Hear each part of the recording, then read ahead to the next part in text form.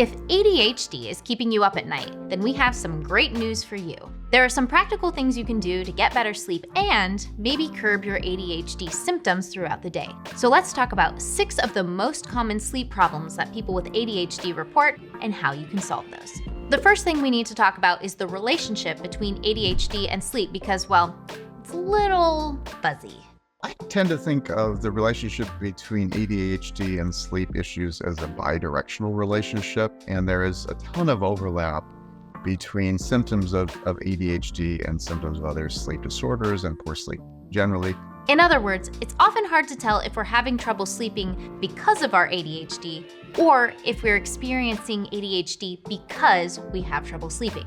So as we think about ADD or ADHD, we're often concerned with problems related to attention and concentration, and in some cases even hyperactivity, and that can affect, of course, memory and learning, social and professional interaction. Insufficient total sleep, so if someone is sleeping less than they need, also affects these higher cognitive functions, and it can disturb concentration and attention and affect short-term memory, and also have mood effects as well. One issue people with ADHD often describe at night is restless leg syndrome. This is what it sounds like. As you lay down at night, you feel this urge to move your legs, usually because you feel this itchy or shaky feeling. You just have to move. And of course, this can significantly disrupt sleep.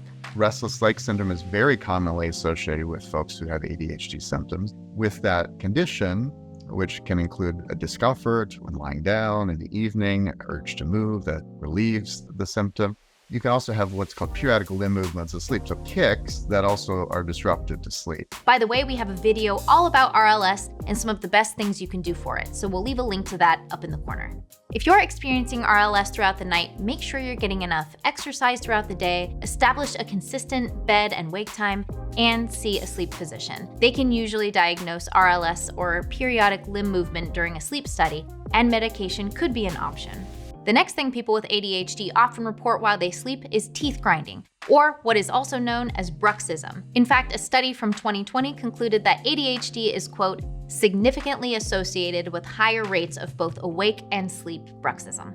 One of the things that's interesting about teeth grinding in general, which by the way is called bruxism, is it's very common in people with ADD and ADHD, more common in people who are taking medication for it than people who are not taking medication for it. So for some folks, it could be a side effect from the particular medication that you're taking. And bruxism has some serious consequences. Grinding or clenching your teeth can lead to things like a sore jaw, headaches, and damage your teeth. Using a mouth guard at night can protect your teeth and help reduce some of these symptoms. This is something your dentist can help you with. Bite guards can be uppers and lowers. It can be just one piece. It all depends upon how tight you're grinding your teeth. Also, for many of my patients who have ADD and ADHD, they're also taking an antidepressant medication along with their stimulating medication.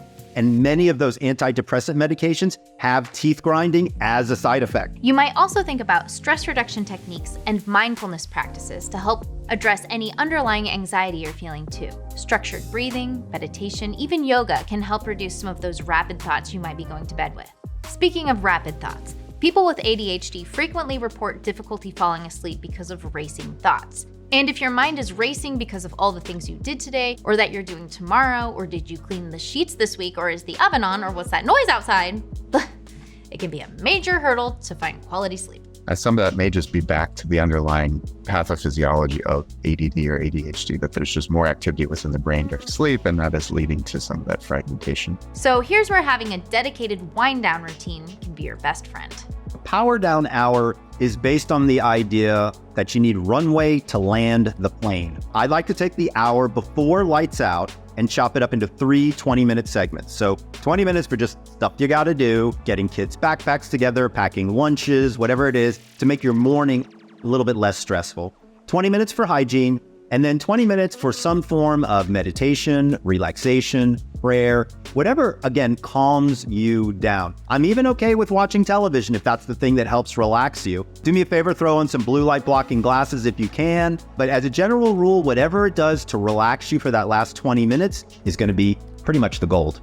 Taking intentional time at the end of each day not only provides some really helpful structure, it's a signal to your brain and your body that it's time to wind down and prepare for sleep. But also, you might think about some meditative practices too. So my favorite thing to do is something called 4-7-8 breathing. And here's why. It forces them to actually focus and count on something other than the thing that's stressing them out. But the key factor here is, and a lot of people don't understand this, is you have to get to about 10 cycles of 4-7-8 breathing for it to really help lower that heart rate and calm you down. And that's what slows your thinking down for folks out there with ADD and ADHD. And of course, if you've been diagnosed with ADHD and you're taking medication, it's possible that some ADHD medications could stand in the way of getting quality sleep. When we think of folks who are taking medications for ADD or ADHD, it's often a stimulant medication, and that stimulant may also contribute to insomnia. You want to have a medicine in your system that keeps you more alert and attentive through the day, but it also needs to fade out in a way that allows you to go to sleep normally and to sleep normally overnight. If this might be true for you, work with your physician to adjust the timing and type of medication you take, and talk to them about any non-stimulant options too. Many with ADHD struggle with maintaining a consistent sleep schedule, which can exacerbate symptoms of both ADHD and sleep disturbances. It can be super easy to get caught up in watching a TV show or scrolling on social media or doing any of the 1,000 things it feels like you need to do. But having a consistent bed and wake time is incredibly important. Making sure that the person has a regular sleep-wake pattern to try to normally sleep as much as possible. We'll make sure that they get a consistency in their sleep so that they're meeting their own sleep need, which for most adults is going to be in the range of 7 to 9 hours. So set a strict wake-up time each day. And yes, that means even on the weekends too, unfortunately. The final thing that is important to address is whether you are experiencing any underlying sleep disorder. Sleep apnea can affect up to 1/3 of people with ADHD. And if you're being woken up dozens of times each night, each hour, because your breathing is interrupted, that's going to reduce the quality of your sleep, make you more tired during the day, and reduce your overall cognitive functioning. Getting a sleep test is actually easier than ever. You can do it right in your own home and have your results sent to a provider. It's worth ruling out if you suspect it could be a problem. So look, are you having trouble sleeping because of your ADHD?